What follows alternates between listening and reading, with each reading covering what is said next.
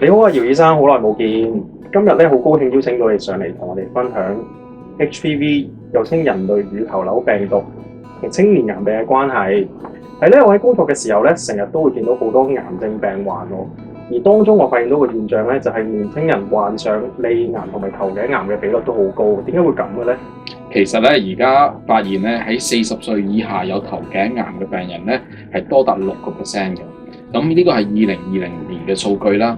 咁佢發現咧，男性咧如果有食煙同冇食煙都好咧，就多啲機會有扁桃腺癌；而女性咧喺冇食煙嗰班女士咧，就多啲機會係有脷癌。而呢兩隻癌症咧，都係因為 HPV 引起嘅。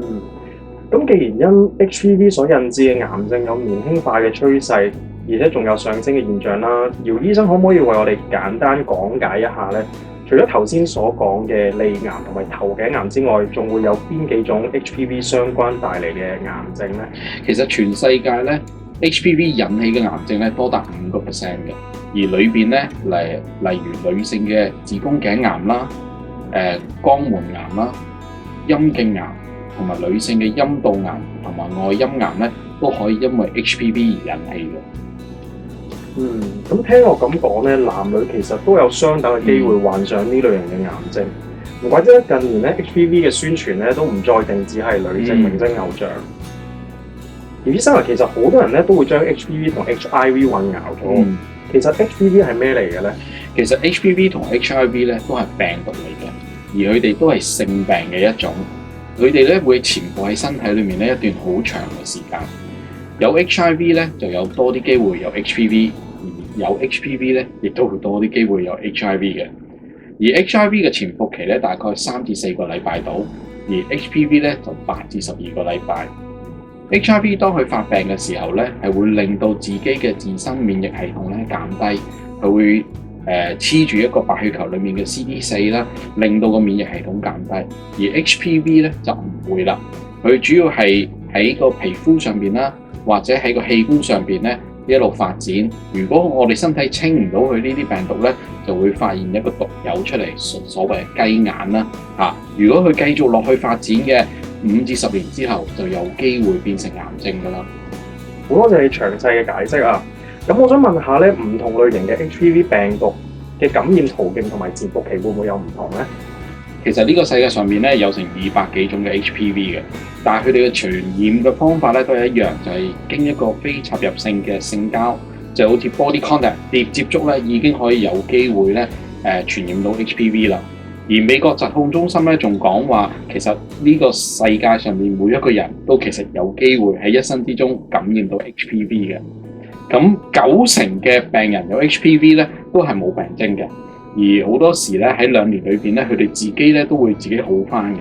但係其中有12隻咧，我哋叫高危嘅 HPV， 咁佢哋咧會一路係清唔到嗰種佢自己嘅 HPV 嘅病毒啦，而令佢多咗機會咧產生癌症嘅。裡面其中嘅有16、18、31同45型咧，都係多啲機會產生癌症嘅。而裡面嘅16嗰隻型咧，係對女性咧係多啲機會咧有子宮頸癌嘅。咁如果年輕人咧都曾經有呢啲咁嘅高風險行為咧，咁會唔會有方法係知道自己已經受到感染？例如潛伏期過後嘅一啲症狀啦，又或者有冇啲樣本測試係可以知道自己已經感染咗咧？其實大部分病人真係冇病徵嘅，咁佢可以用一啲尿液測試啦，或者陰道、陰莖或者口腔嘅拭子檢查咧，去驗自己有冇感染咗 HPV 嘅。但係因為始終真係冇病徵啦，而潛伏期大概2至3個月咧，好多病人都揾唔到㗎。我想問下咧，如果確診咗感染 HPV 之後咧，有冇對應嘅治療方法咧？其實咧HPV 如果你係冇病徵嘅咧，其實真係冇治療方法嘅。如果病人咧喺好似10% 裏面嘅病人咧，係可能會產生啲毒瘤啦，即係好似例如雞眼咧，主要都係呢個病徵咯。例如好似急凍啊、貼膠紙令佢冇咁硬啊，或者用一啲 laser 去燒咗佢啊。但係除此之外咧，病毒係剷除唔到嘅嚇。咁而一路剷除唔到班病人咧，就多啲機會喺10年之後咧有機會產生癌症。我想問下，如果感染者本身咧，其實可唔可以接種 HPV 疫苗嘅咧？其實就唔係太建議嘅，因為已經感染咗嗰班病人咧，HPV 疫苗打咗之後咧，個效用就一般般，而有啲數據直情話無效添。係。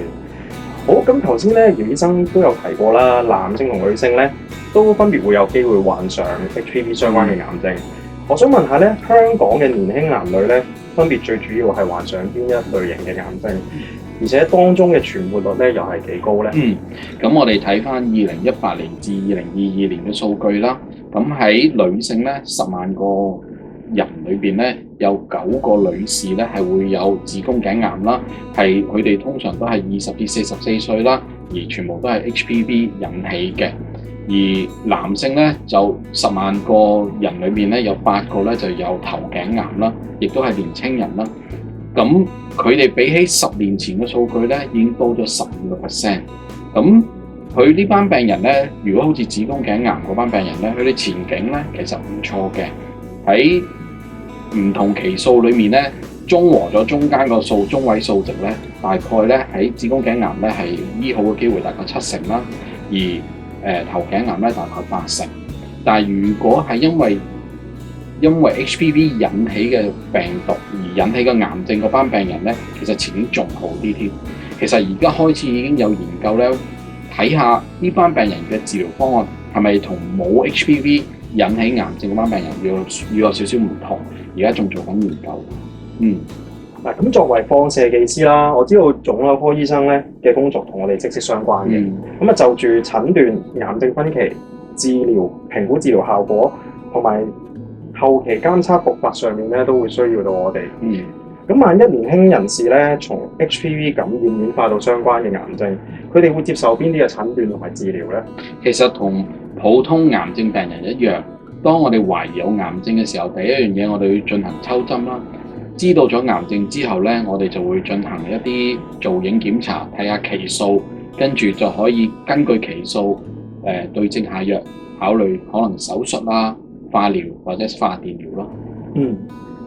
咁最後我哋都想知道啦，就住 HPV 相關癌症咧有年輕化趨勢，姚醫生會唔會有啲説話咧想同年輕人分享一下咧？其實咧最緊要一樣嘢就係美國疾控中心都講得好清楚啦。其實每一個人一生之中真係會有機會感染 HPV， 可能所有人都曾經或者現有呢個 HPV 嘅感染，所以我哋喺後生嘅時候未進行性行為之前，真係盡量考慮打呢個 HPV 疫苗。其實喺外國咧，佢哋嘅建議咧係喺15至26歲嗰陣時已經考慮要打呢個 HPV 疫苗㗎啦。而有啲國家咧仲係喺初中嘅時候13歲已經建議佢哋開始打添。但係外國個 pick up rate 真係好高嘅喎，5成至8成嘅小朋友咧都打咗呢個疫苗，係一個可以預防癌症嘅方法嚟嘅。咁所以我覺得值得去做咯。咁好多謝今日姚醫生同我哋分享啦。咁希望再會有機會喺其他渠道度見到你，聽到你嘅分享。多謝。